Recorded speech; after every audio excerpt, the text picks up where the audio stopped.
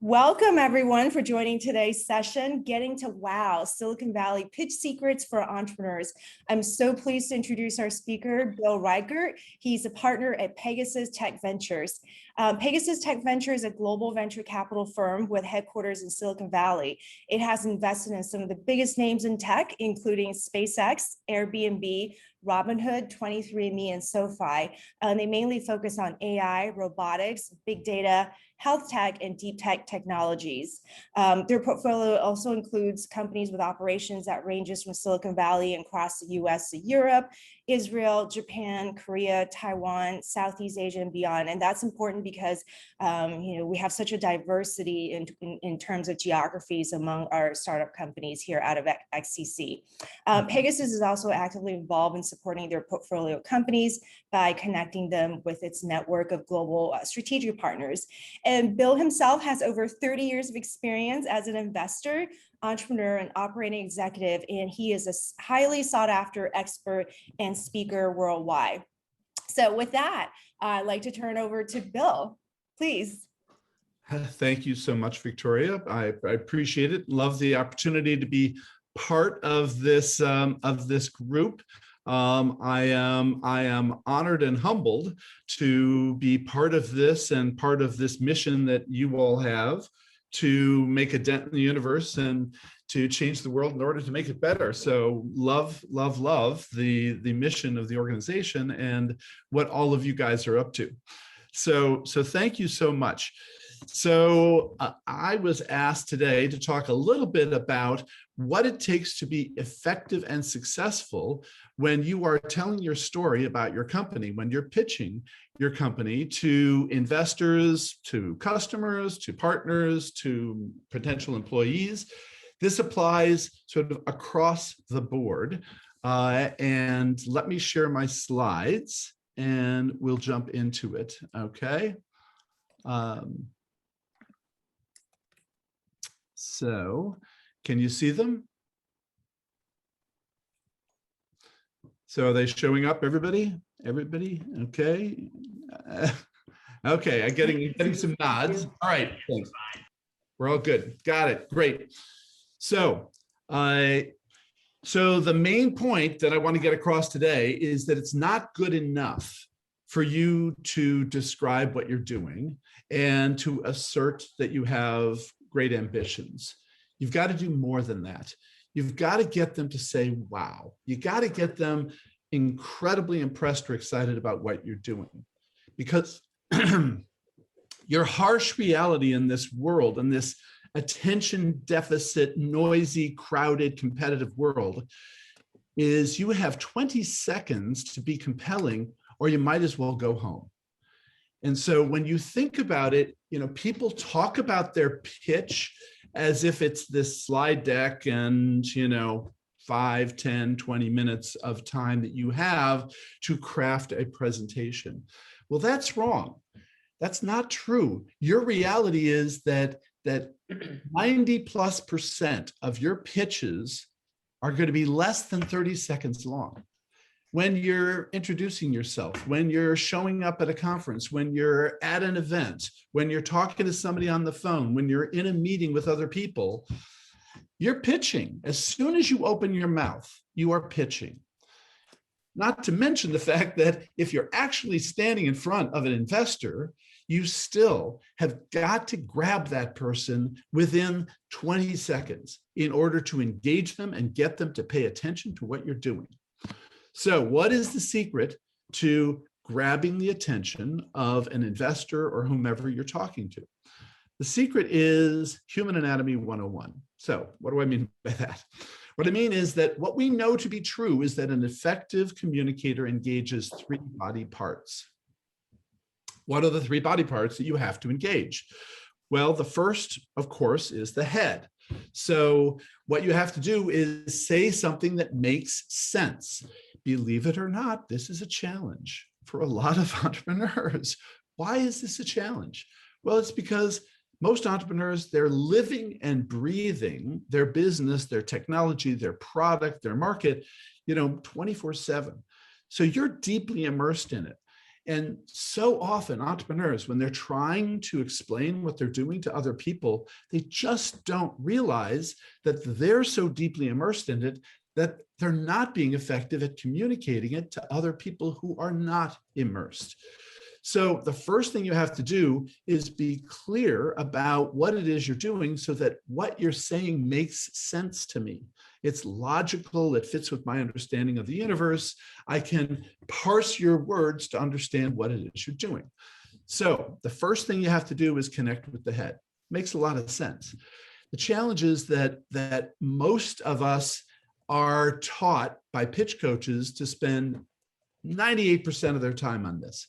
So when I was an entrepreneur, this was what I thought was the key to a good pitch. I had my 56 slide deck, and I had data, and I had evidence, and I had testimonials, and I had logic and graphs and charts. And I thought I would just overwhelm these investors with the power of my logic and data and evidence, and such that, by the end of my pitch, they would be forced by the sheer logic of what I was saying to invest in my company, right? Well, that's what I thought pitching was all about. And then I became a VC. And when I became a VC, I went to my other VC buddies and I asked them, sort of, what are the analytics? What are the algorithms? What are they using to figure out how to invest in companies? And what I discovered is there is no algorithm. There is barely even any logic.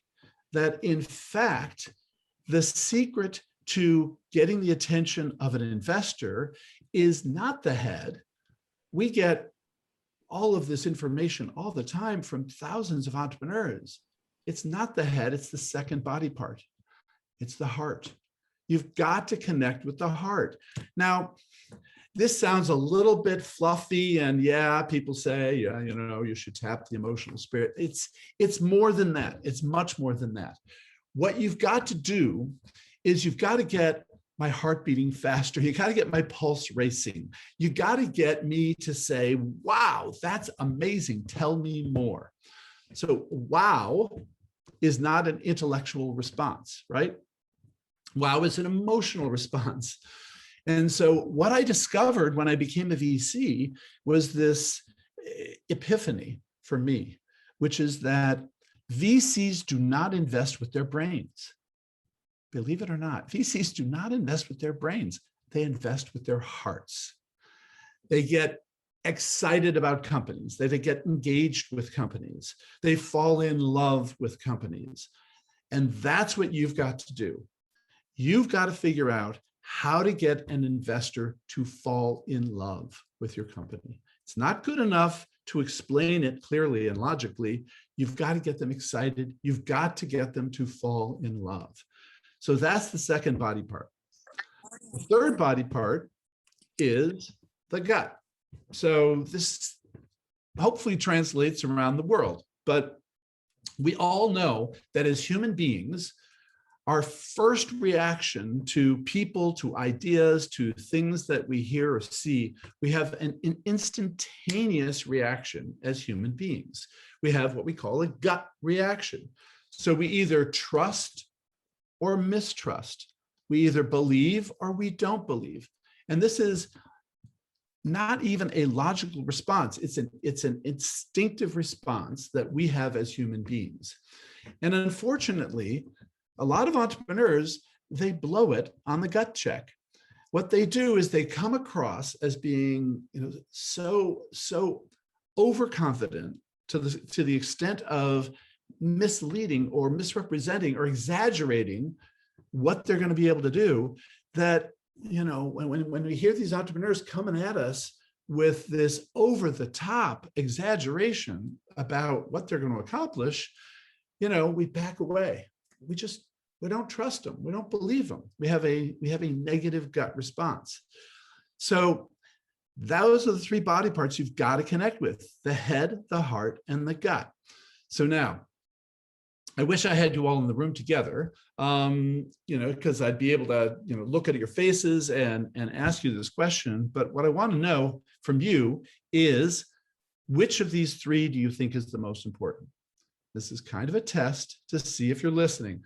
So we don't have a lot of time to do a lot of chatting today, but the point is it's the heart, okay? So the head is critically important, the gut is critically important, but both are insufficient. You got to get them to fall in love. You got to get them to, wow, that's amazing. That's what you have to do in order to separate yourself from all the other entrepreneurs that are out there, from all the other noise that we're hearing, from all the other competitors that are looking for investment checks. So you got to get them to fall in love, okay? So with that, let me share with you what is typical for what we get from entrepreneurs. Typically, the sort of thing we hear from entrepreneurs in their elevator pitches is something like this. Coolco is a dynamic startup company that has developed a revolutionary technology that is going to disrupt our $56 billion industry. Our team has over 45 years of combined experience, and we have 3 patents pending.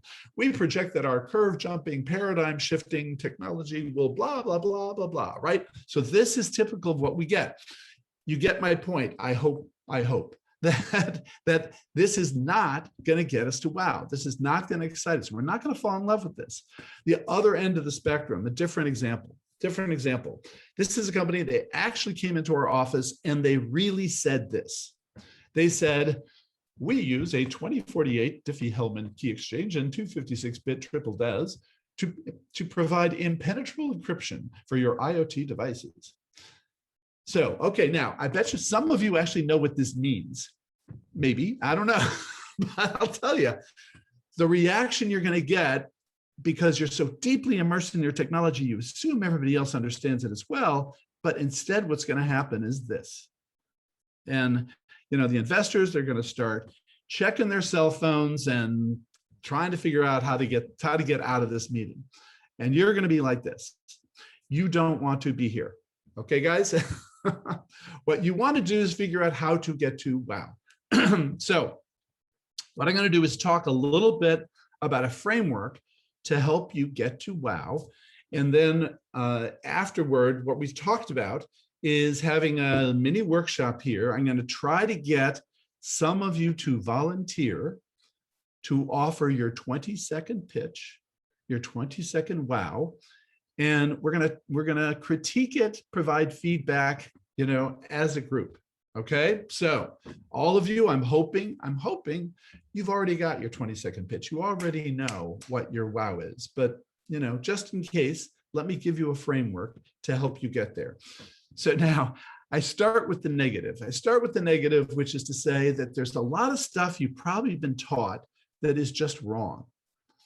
I'm afraid to say that there's a lot of pitch coach wisdom that has led entrepreneurs astray.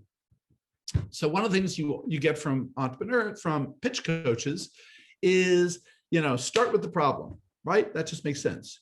Problem, solution.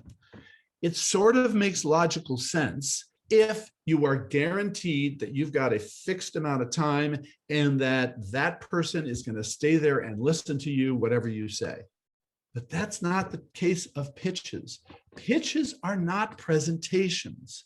You are never guaranteed that the person is going to stay sitting there and is going to stay paying attention to you. So you've got to grab them at the beginning.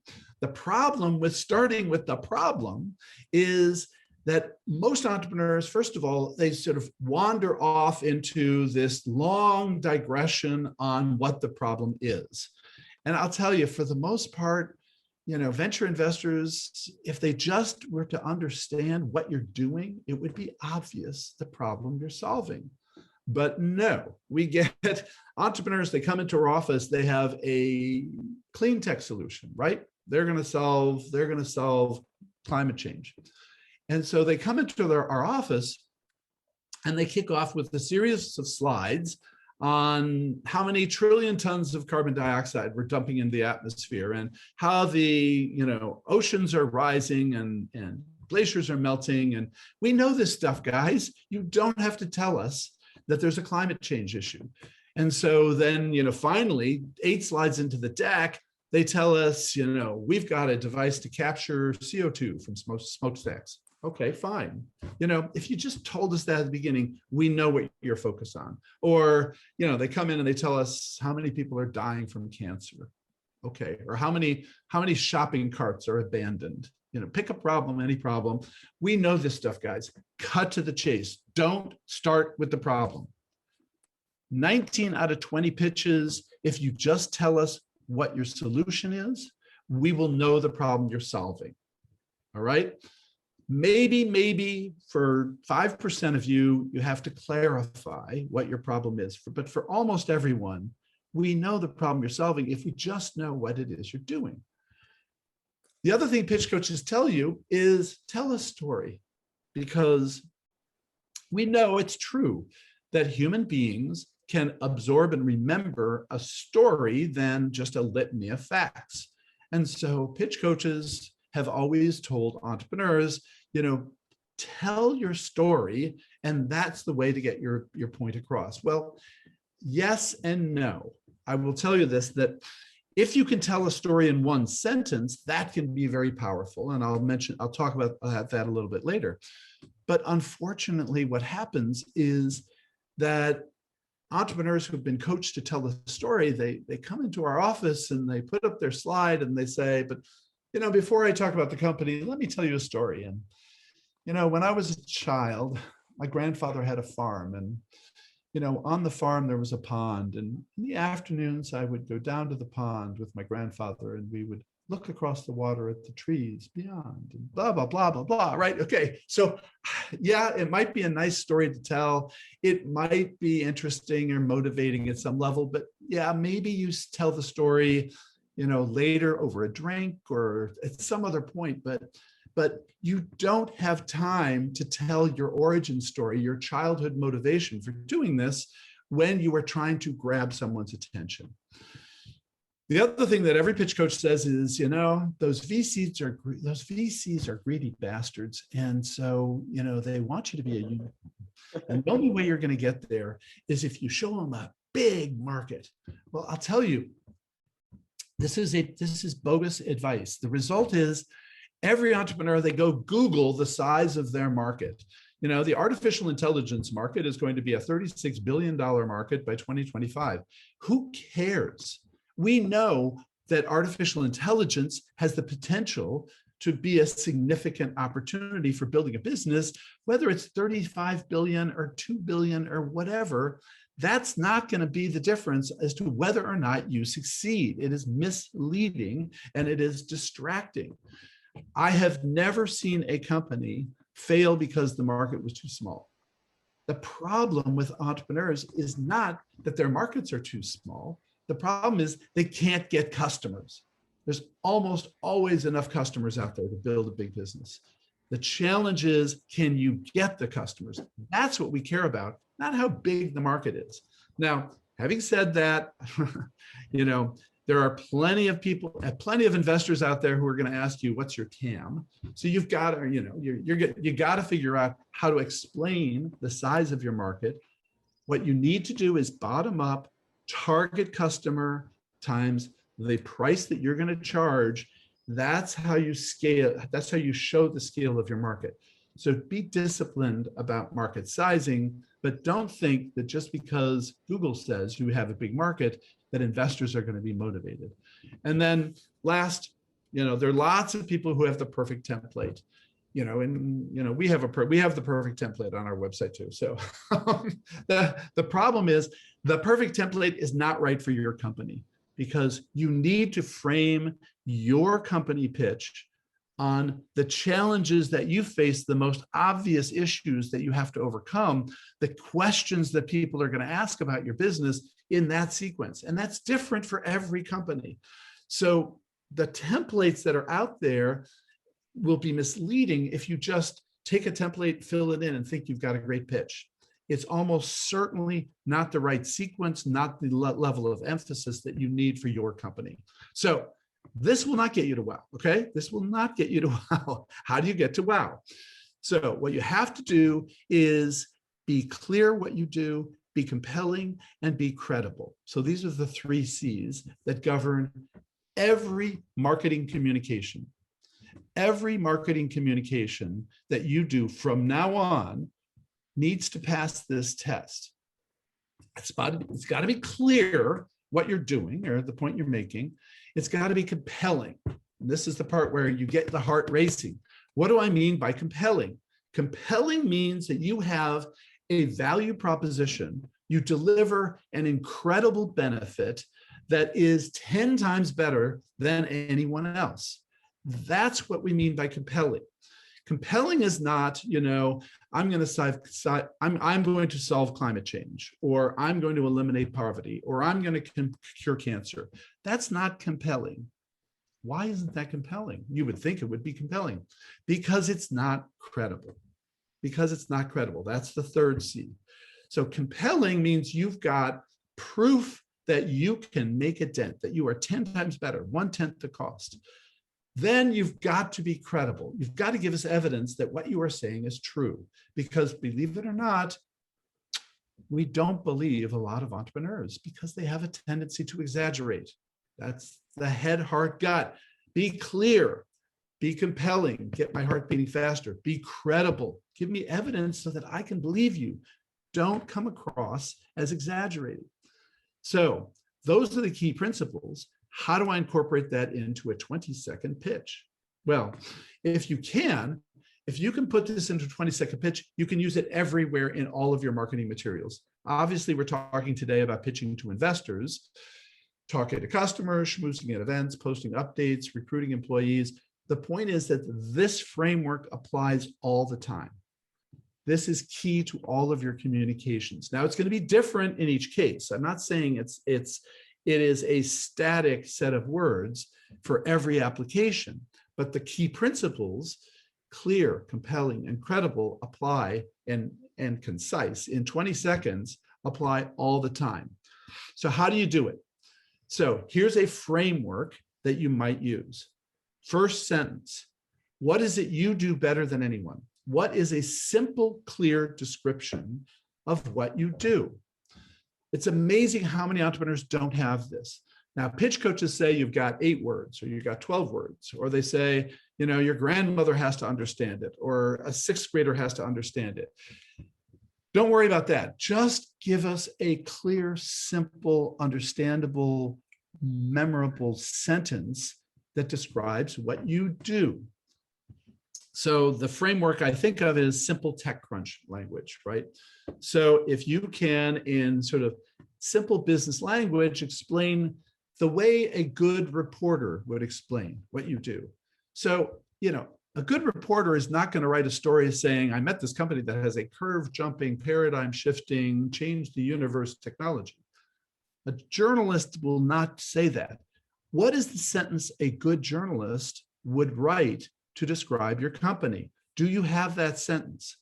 Why don't you share it with the world so that people who want to write about your company have that sentence? So you need that sentence. What is it that you do? What's a clear description of what you're doing? Okay, so we're 8 seconds into your pitch. Okay, second sentence. What is the compelling benefit that you offer to whom? So this is your value proposition. This is not a list of your features. This is not an exaggeration of your revenue potential. This is not the size of your market. Your compelling benefit is the value you deliver to your target customers. We are 10 times better. We're 1/10 the cost. We last 5 times longer. One of my favorite pitches of all time was a 10-second pitch. This entrepreneur walked up to me and said, Bill, what if I told you we can accelerate big data analytics by a factor of 100x using the same hardware? That was her pitch. I mean, boom. So do you have a sentence like that offers a compelling, ideally quantifiable benefit that your customers realize? So another way to put this is to start a sentence with the big idea behind our company is X. What's the big idea? So don't describe a whole bunch of features, a whole bunch of modules, a whole bunch of technologies, a whole bunch of revenue streams. Tell us, boom, what's the big idea? And quantify it if you can. Okay, that's the second sentence. You're 14 seconds into your pitch. Third sentence. So this is the validation. This is the credibility part of your wow. How are you different? And what is your proof? So, I got to tell you, the other thing I've learned as an investor is as soon as you open your mouth, what we're thinking is all the other entrepreneurs we've heard who are pitched us on pretty much the same thing. So it's extremely rare that we hear something new. It's extremely rare that an entrepreneur talks about their company and we say to ourselves, boy, we've never heard of this before. So what you've got to do is make it clear to us how you're different from all those other pitches we've heard before. So that might be a sentence that starts with, you might have heard other companies trying to do this, but unlike other companies, what we're able to do is this. So what can you do that no one else can do? All right. So boom, boom, boom. Clear description, compelling benefit, credible validation.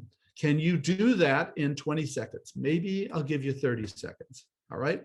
So now, if we were in a room together, what someone would be doing right now is raising their hand and say, wait a second, Bill, you said don't use templates. And this kind of looks like a template. Okay, right. So I will tell you, this is a framework. This is a guideline for how to craft your wow. You need these 3 sentences anyway. So no matter what, you got to have these 3 sentences. No matter what, somebody's going to say, so what do you do? And what are you going to say, right? You got to have the first sentence. Somebody's going to say, what's your value proposition? You got to have the second sentence.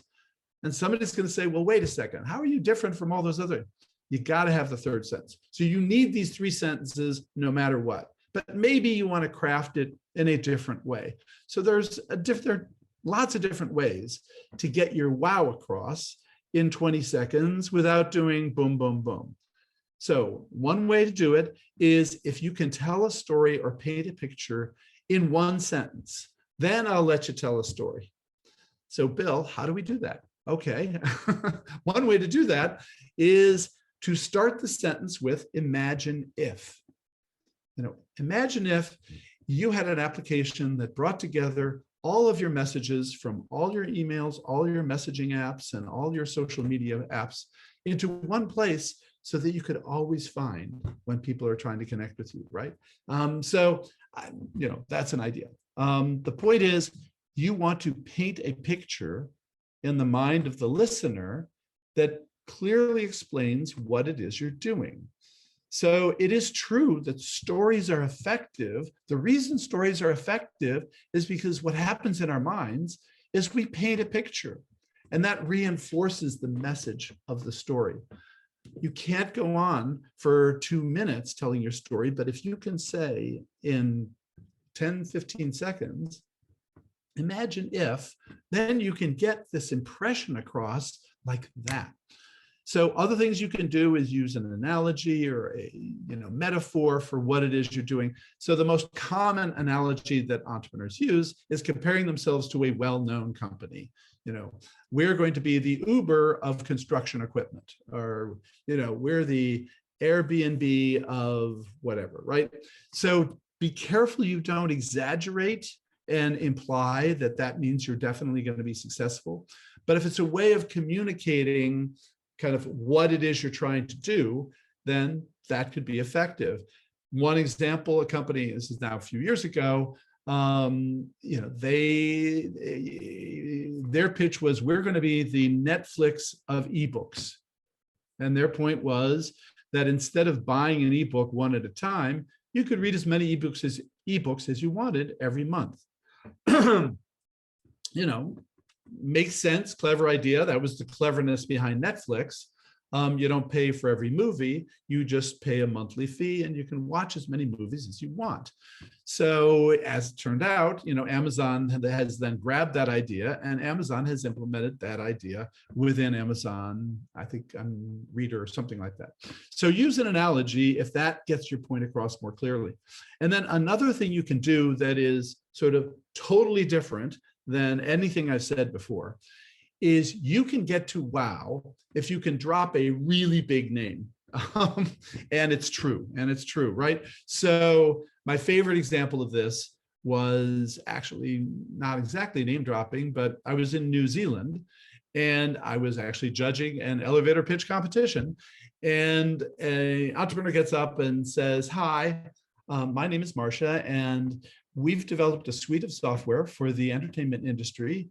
And last year we won the Academy Award. And then she went on for another 3 minutes to talk about her technology and her product and all that. And at the end, I said, Marcia, you had me at Academy Award. So if you've got something unbelievably credible, then make sure we hear it at the beginning. The counterexample, a team comes into our office, hour-long meeting, 55 minutes into the meeting, the template said, put the team slide at the end. We get to the team slide. And on the team slide, it says one of the co-founders is a Nobel laureate. And I go, oh my God, you're kidding. Bill Sharp is one of the co-founders of this company. And they said, yeah. And I go, why didn't you tell us this at the beginning? They said, well, we wanted to end with a bang. I said, yeah, but if you had told us at the beginning, we would have listened. So make sure if you've got a really big name, you let us know at the beginning. We in the journalism business, it's called burying the lead. If you've got a big aspect of the story, put it at the top. So a couple of other quick tips, and then I'm going to ask for some questions and for some volunteers. But other quick tips, keep it simple.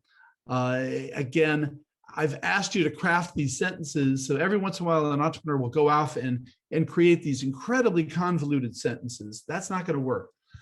The key to determining whether or not you've got a good wow is if you can tell a friend and the friend can basically repeat it back to you. That means they heard and understood and adopted what you said into their own brains, and we're able to feed it back to you. But if you try your wow on other people and they can't repeat it back to you, then it's not clear, it's not getting across. So you got to keep it simple enough that I can hear it, understand it, remember it, and repeat it. So the other thing that I just want to strongly emphasize is just make sure you are customer focused. So many entrepreneurs, they spend, you're spending time working on your product. You're so product focused. There's so many entrepreneurs that are product focused. And so when they start talking about their beautiful baby, their beautiful product, their elegant, wonderful, amazing technology. Yeah, that's okay. But at the end of the day, you don't have a business if you don't have customers. So we want you to be customer focused because that's where the value proposition lies. It's the benefit realized by customers. So if you're going to offer us a compelling value proposition, you have to be talking about customers. Use 1 or 2 numbers. You should quantify your benefit. A lot of entrepreneurs now, they have these slides that have 8 numbers on them. They have slides that have 50 numbers on them, and then they have 8 numbers they pull out. Nobody's going to absorb all 8 numbers. Somebody created this template slide. I don't know who did it, but they did a disservice to entrepreneurs where you pepper this slide with, a bunch of numbers that, this is our churn and this is our growth and this is our gross margin and this is our, our viral coefficient and whatever. So you have all these numbers on one slide.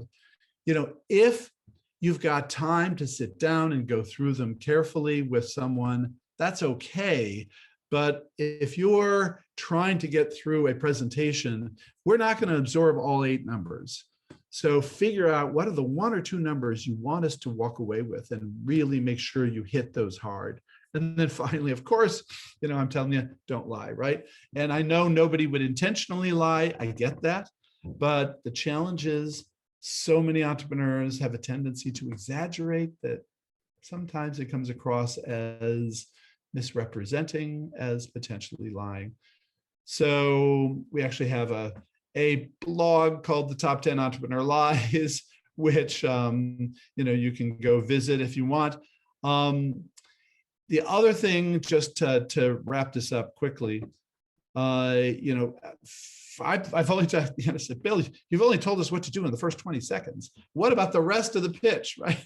So one of the things that is a challenge for entrepreneurs is that most entrepreneurs are not being coached that there is no such thing as a perfect pitch.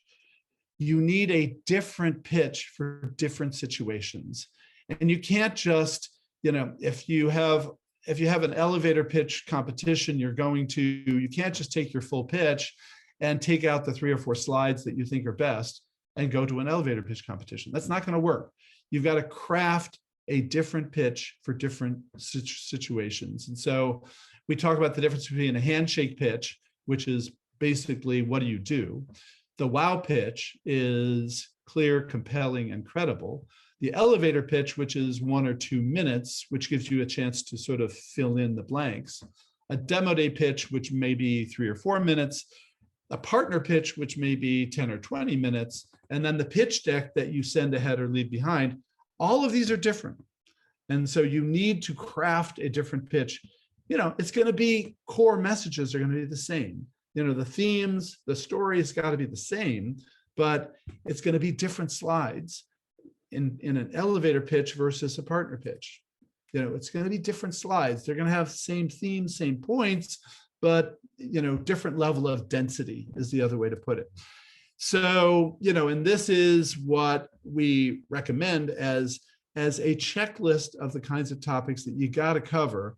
Again, if you're a life science company, compliance, regulatory, FDA, whatever, you got to talk about that. That's not even in this list, right? So this won't necessarily solve all your problems, having this list, but you should know that this is what we expect as investors, maybe not in an elevator pitch, but by the time we're going to make some level of decision, whether we're interested, we're going to want to know the elements of each of these. So conversely, I did a blog called The Top 10 Terrible, Horrible, Very Bad Slides, examples of how entrepreneurs blow it in terms of putting together their decks. And then I wrote a book with a co-author called Getting to Wow. So available at an Amazon.com near you. So that's Getting to Wow. And with that, what I'd like to do is open it up for questions. And, I'm not sure, Victoria, how much time we have here. I know you've got, I think I have 20 minutes left. I think that's right. Yeah, you've got 20 minutes. Okay. Yeah. So I don't know if we want to start with a couple of quick questions. Let's start with questions. Don't be shy, everyone. Just jump in and ask your question. Yeah. Oh, here, Menov Iwan, you have a question. Okay, there's some stuff in the chat that I haven't been looking at. Yeah, I've been tracking. That's me. Okay. All right. Iwan, yeah, go ahead. Hi, Bill. Did you say that we can try to give our example of pitch and see how you break it down? Cool. Yeah, are you ready for me, Iwan? Yeah. Okay. I love it. Fortune favors the bold. I will tell you, it's always a test that I give any group that I'm talking to. Who is willing to volunteer? If you are not willing to volunteer, you are not ready. You are not ready to be an entrepreneur. So I'll tell you that. But so you got to be willing to stick your neck out there if you want to build a successful company. So Iwan, you're the man. All right. Do we want to take the slide down, Bill, just so we can see people's faces? Oh, good idea. Okay, yeah. Let's do that. Okay. All right. So Iwan, tell me, what are you up to? So my name is Iwan. I am a founder of Manuf. It's a motorcycle. Can I give you the 20-second pitch now? Let's see. Yes, that's what I'm asking. Sorry. Sorry. Okay. So, sorry. Right here in Asia, people commute using motorcycles. The leading cause of death for children and young adults is road traffic injuries. So Manuf is an affordable two-wheel electric vehicle that combines the safety and comfort of a car with the convenience and agility of a motorcycle. Okay, all right. So that was about, as maybe a little more than 20 seconds. That's okay. That was good. That was good. Okay. Hi, my name is Iwan, and I have a company called Manuv. In Asia, people get around using motorcycles. I knew that. Everybody knows that. In Asia, the leading cause of death of small children is traffic accidents. Okay, I'm guessing where he's going, but that's not a surprising fact. Manuv, we've developed a motorcycle that has the flexibility of a motorcycle, but the comfort of a car. So that's what I heard. Is that what you said? Did I miss something? Affordable part. Affordable. I missed affordable. Okay. Now, the good news, the brilliant design here is you have a picture of your vehicle behind you. So, that's really, really clever. And obviously for people who have software applications, that's a little bit harder, but if you have something physical, make sure that the image is available to us as easily as possible. So that helped a lot. So, but you heard, I gave you some of my critique sort of in real time. The good news is that I was able to hear and remember pretty much everything you said. For some reason, I missed affordable. I don't know how important that was, but it's reasonably obvious when you look at your image there that it can't be as expensive as a car. It's going to be a little more expensive than a motorcycle. So I figure it's somewhere in between. But I guess what I'm saying is in Asia, people use motorcycles. I'm not sure that is the right way to lead, because again, that's an obvious statement to almost any investor that you're going to talk to, right? So why are you starting out with an obvious statement? What you might say is, at Manuv, we've developed a motorcycle that is more comfortable and safer than any other motorcycle while still being affordable. I don't know if that's true or not, right? But so if you say, we've developed a motorcycle that is more comfortable and safer than any other motorcycle and still is affordable, I know what you're doing. Fair? You see what I'm going? So I know, so you start off, okay, then you never close the loop on traffic accidents. So it's not obvious from anything you said that somehow you're going to save lives. So you asserted that traffic accidents is the #1 cause of death for kids, but I'm not convinced that you solve that problem. So that's the source where you mean, do you mean the source where I mean like this World Health Organization numbers where the leading cause of death for young adults and children's road traffic injuries? I believe that, but I don't see the connection between your vehicle and safety. Okay, I got it. I understand. Okay, I understand. I know where you're going. Okay. Okay. I mean, it looks to me as though you're as likely to hit a kid with that as with any other vehicle or whatever. I don't know. And I guess now, and maybe your point is, and having been, having spent a fair amount of time in Southeast Asia, you see families on these motorbikes, and maybe the secret that you're addressing is kids don't fall out. Maybe that's the point. So that I get, as I think about it more, I'm guessing that's where you're going. Okay, so that wasn't obvious. So that was, some feedback. Okay, next. That's good. Philip Davey from Brazen. Okay, thank you. So let's start with a stressful day situation. You go to your doctor, tells you good news, bad news situation. You have a neurological condition. Good news is there's a wonderful new drug that can treat it.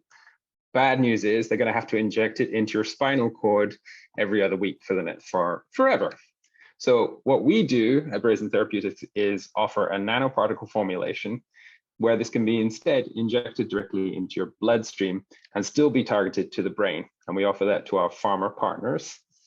And our big advantage is that you can package 50 times more drug inside one of our formulations than you can in leading competitors' approach. Okay. Wow. That's a different kind of wow. Hey, you said wow. That's good. I know. Not every wow is the same. But okay. Hi, we're Brazen. Imagine you go to a doctor and you're diagnosed with a neurological condition. Good news, bad news. We can help with an injection. Bad news is it's into your spine every week or for the rest of your life. Here at Brazen, we've developed a formulation that crosses the blood-brain barrier by injecting it into the blood, and it's 50 times more medicine than they stick in your spinal cord. So that's what I heard. Okay. Am I close? Well, the fact that you dropped blood-brain barrier in there tells me you know something about this already. Close, yes. Yeah. Okay. So right. Okay, fair point. I guess you did not say that. But that's okay. So you violated my, don't start with the problem rule. And in fact, what you're talking about is sufficiently complex that it's not going to be obvious, the problem you're solving to a lot of people. If they don't understand what the challenge is for this. In terms of feedback, some of the things you said, some of the things you said, it's not obvious, it's not obvious to me that being injected it wasn't crystal clear that being injected in the spinal cord every week is that much worse than getting any other kind of injection. But yeah, I guess it's pretty obvious. It's pretty obvious that that's terrible, right? I have, avoided that so far. But the things that weren't crystal clear, is the 50 times more drug per injection. That seemed like that would not necessarily be a good, safe thing. So somehow you're not getting the key benefit across. So it has something to do with a regular injection versus a spinal injection. I don't know if other than discomfort, is there any other therapeutic benefit compared with your approach versus the spinal injection approach? That wasn't clear. Are you more effective, or do you have to be 50 times more drug in order to be effective, which is scary to me? So you're in a tough space, right? You're in a tough space to explain. Most life science investors would get the blood-brain barrier challenge. And so you might just want to go right at it. Most therapies for neurological conditions, for brain, whatever. So many therapies for neurological conditions require spinal injections to get the medicine to the brain. We've solved that problem by doing something that nobody else has, that enables pharmaceutical companies to formulate therapies that can be administered with simple blood injections into the bloodstream. Isn't that that's what you're saying? Yeah, that's what I'm going for. Okay, but I'm trying to frame it in ways that are a little bit easier to get across. And I'm still the 50 times and what you've got that's you. Oh, you said nanoparticles. That was the other thing you said. Yeah. You said nanoparticles. So, and that was, you know, so nanoparticles can be all sorts of things. Are, you know, I mean, so are they, you know, I'm trying to, you know, and so now I'm thinking about the other pitches that I've heard, and I'm not sure sort of where the nanoparticles kick in. Obviously, in some way, they're a carrier. Somehow they're carrying the therapy across. And so in any case, so the feedback here is even for someone who's heard a fair number of life science pitches, you didn't nail the benefit. You know, you forced me to infer the benefit, right? That's kind of what you did. And at the same time, you confused me with the 50 times and the nanoparticles. So, you know, you're going to have to figure out another way to do this. Okay. All right. Thank you. You know, you may not want to lead with nanoparticles. I don't know if you can formulate it. So, but somehow you want to lead with the challenge for many pharmaceutical companies is getting their drugs across the blood-brain barrier. And we've solved that problem. Great. You know, a lot of life. Okay, I'm sorry. I got two more for you. We got two more for you. Make sure you we put it do? in. Okay. Yeah, I do. Oh, the hands are Okay. going up. Okay. Bill, Oscar, please unmute yourself and go. 2 minutes each. Okay. I mean, 30 seconds. Okay. Go. Who's up? Oscar. Yeah, Oscar, where are you? I'm up. There- Okay. So, Pellet Mexico is the first scalable platform in Mexico, transforming residues to energy to substitute fossil fuels for heat generation, delivering companies a renewable fuel, 30% cost reduction, and mitigation of CO2 emissions. Boy, now, so Oscar, I got to apologize. So the audio is not great. I heard something about a company in Mexico that is the first company to do something that sounds like you're reducing the use of fossil fuel and carbon emissions. So that's all I got from that. So part of it was the audio, part of it was you were speaking pretty quickly. But Okay. so, you know, it just didn't come across. So what I got is you're doing something that reduces carbon emissions. Yeah, we're transforming say it again. residues. Okay, give me one So, more time. okay. Let's say that. Our company is the first scalable platform in Mexico, transforming residues to energy by substituting fossil fuels for heat generation, delivering companies. Okay, transforming something to energy, transforming residues, yeah. Residues. Waste, yeah. Okay, what sort of waste? Residues. Okay, that I missed totally. Yeah, So residue does not work as a word. You know, residue does not work as a word. Okay, so you're waste to energy. Is that what waste you are? energy. That's right, yeah. And the residues are okay. So every VC in America, every VC in America understands the idea of waste to energy. So say we're waste to energy, and then more specifically, you know, what is your uniqueness in doing waste to energy? okay. So what is it? We're doing we're transforming this waste, organic, agricultural, and forest waste into a solid biofuel. That's pellets. And the thing is that nobody is using these pellets in Mexico for heat generation. Okay, and then you have pellet stoves for heat generation.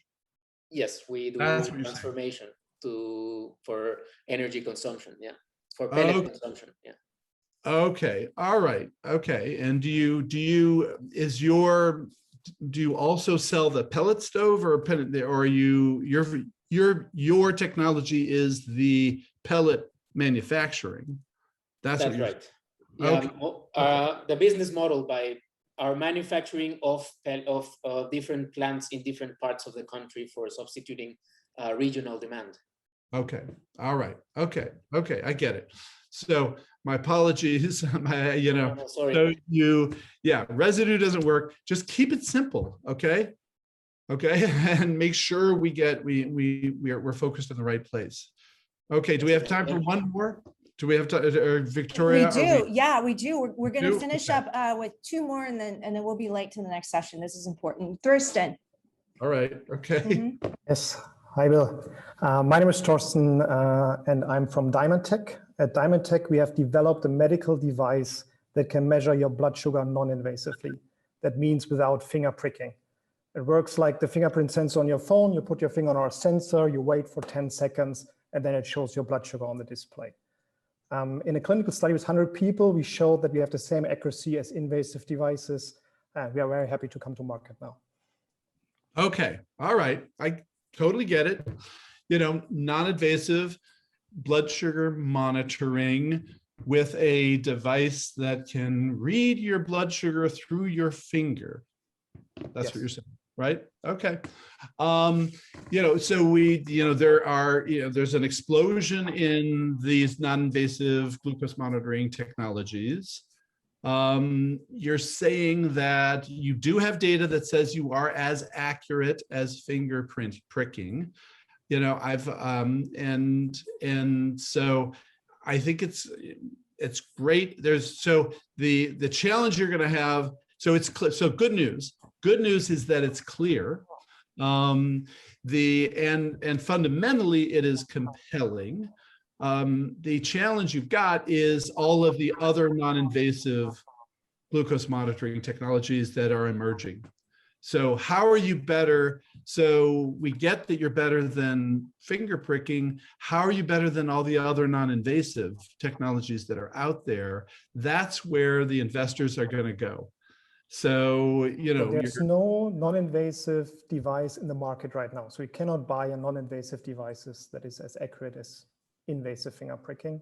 And so you're saying the patch. You're saying the patch is either you're considering it invasive or it's you're invasive. saying There's like a sting in it that you have to put that goes into your skin, and you have to change it every 10 to 14 days. Okay. All right. Okay. And then there are several companies that are doing this with wrist devices through the radial artery, and are doing similar types of non-invasive using just different technologies for measuring glucose. So, but you need to address the elephant in the room is not the finger pricking now. The elephant in the room is all of the other non-invasive technologies that investors are hearing about. And so, that's where that's why we have like the clinical data to show that we are as accurate as invasive devices. And I think no one else can show that. Okay. Now you got to be careful there, because I've heard at least 5 pitches for non-invasive glucose monitoring where they say, and we have the clinical data that shows that we are as accurate or more accurate than than the patch and other non-invasive devices. That's because and finger prick, and the golden standard, right? Mm-hmm. So that's one of my questions to your presentation. As you say, don't lie. Where's the line between selling the vision and lying? Well, so what would help is, because again, the challenge is, I don't know which one of you entrepreneurs is lying, right? I got 5 entrepreneurs all saying we have clinical data, right? So that's the problem that investors have. So what helps is if you have a third-party validator. If you can say, instead of saying we have the clinical data, if you can say that, does it help that it's published data? That helps, absolutely. If it's published in a peer-reviewed journal, absolutely, yes, that helps. Then then drop that name, right? Mm-hmm. So that would be better. Okay. All right, we got the last 2 more for you. Everybody else, if you want to, stay. This is good. We got Chris, and then Andreas, and then we're done.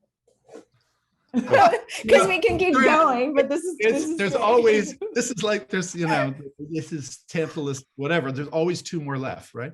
Yeah, Okay. yeah, but that's then we got to get to the next session because our Okay. speakers are ready. But All right. yes, Who's up? Chris, Who's up? please do. Very cool. Bill, thanks for going over time.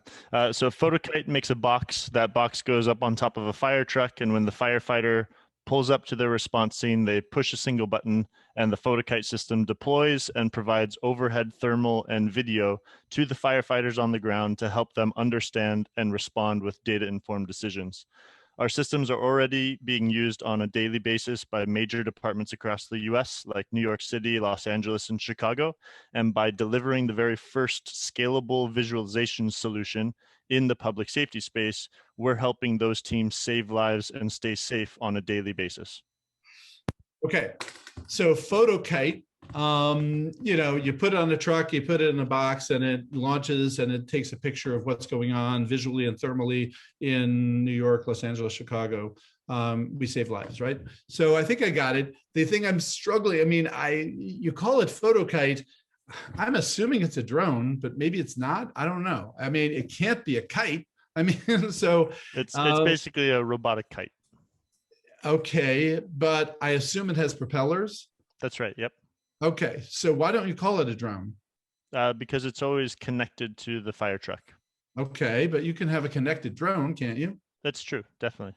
So that's good feedback. The fact that so this is okay. So everybody understand that if you say something that confuses the brain of the listener, or causes the listener to have to work something out, then it's a distractor. Now, fortunately, the PhotoKite, the idea is clear enough, and the value proposition is clear enough that I was still able to absorb the rest of what Chris said. But be careful about saying things that force us to have to think. Okay, that's clear. And so the word, I'm sitting there trying to imagine what he means by this kite that it gets deployed. So I have to assume it's propellers and something like a drone. So just, unfortunately, the name of your company is PhotoKite, I gather, right? That's right. All right, good feedback. All right, okay. Andreas, last one, and All I'm right. gonna hop over. Yeah, okay. Hi, Andreas. Hey, hi. How are you doing? Pretty good. Thanks for getting the opportunity. So what are you up to? We saved the life of our patient number 1 with blood cancer. And then we built up a company. Our company addresses the heterogeneity of tumors using single-cell multiomics and artificial intelligence. It's a technology from Sidney Brenner, a Nobel laureate. We are now applying that to clinical centers in the US, in Germany, and in Singapore. Okay. So what I got out of that is we cure blood cancers. And so you use, the phrasing, I'm being tough here. The phrasing, and I think it didn't work. First we cure blood cancer, and then we build a company. That's we saved our first patient. Okay. And then we realized we should build a company and enable to bring this to hundreds of patients. Okay. That is so for whatever reason, just the way it doesn't flow quite right in terms of first we save a life and then we build a company. Okay. I get the implied was, first we save a life and now we want to save millions of lives. Yeah. Right. So save a life, build a company. So save a life, save millions of lives. That's the right trajectory. Okay. So then you're using something, I think you said multiomics, or something like that. It sounds like proteomics mixed with some other omics. So, okay, so now you've gone beyond my ken. So I would be careful about using multiomics in terms of, I don't know if you're, well, so then you went to, then you said, you know, which was developed by this guy who was a Nobel laureate, and it's some famous research university, some research research center in Germany, I think is what you said. So, you know, I'm back on what exactly is multiomics, right? And I'm back on save a life, Yeah. build a company. Yeah. So single right. cell multiomics is the method of the year by selected by Nature for 2020. And Okay. we are one of the top 10 spin-off companies selected by Nature addressing exactly that. Okay. Multiomics means you combine genomics and proteomics in order to quantify how different cells of a tumor are. And typically cancer therapies fail because you have different clones and you treat one of them and the other come back and kill you. Okay, that makes sense. Okay. So, okay. So, you know, forgive me, I missed that issue of Nature, unfortunately. But, you know, so I think for most of the world, just say we combine genomics and proteomics to identify the diverse characteristics of cancer cells and treat all of them or something like that, right? But the Nobel laureate, that was good. And the, you know, so I think definitely, right. So definitely for the right investors, you're going to get the next meeting, right? So you got across something that was obviously compelling. So, so good job. Just, I would smooth it a little bit, figure out another way to frame that. I had a hard time to boil it down to 20 minutes, once it's typically like 2 minutes, and then probably makes sense. But thanks a lot for the feedback, makes a lot of sense. Okay, all right, okay, great. All right, boy, guys, I wish I could, you know, I wish we could go through this with everyone. I'm sorry. And I hope, you know, again, as you can see, in each case, the feedback wound up being different. I mean, there were some common themes about clarity, but, you know, in each case, you know, I was trying to model kind of the brain of the investor and what goes on inside the brain of the investor when you're talking, so that you understand that, you know, we're not going to understand everything that you're talking about. You know, we're going to be distracted by some things. We're going to wish we understood or heard other things.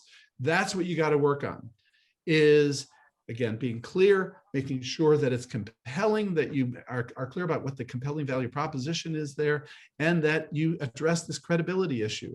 You know, aren't there a whole bunch of non-invasive glucose monitoring technologies out there now, right? So that's, you know, you're going to have to, you know, address these three issues one way or another. I think each of you, good work. I hope you took my feedback in the way it was intended to be constructive, and that was useful to you. Oh, I want to say, Bill, that okay. was wow. That was not just great pitch advice, but also really smart communication skills in general. You know, I've had a lot of takeaways. I want to thank you for taking the time to share these pitch secrets with our startups. And I want to thank everyone for your engagement, and check out Bill's book for more, because I'll be reading it for sure. Okay, all right. Thank you so much, Thank Bill. you. Thanks, I wish everybody. Thank you. Let me Thank know how you. it goes. I wish you all the best of luck, okay? Great. Thank you. Thank you. Bye. Okay. Bye. Thanks, Bill. Bye. Thank you.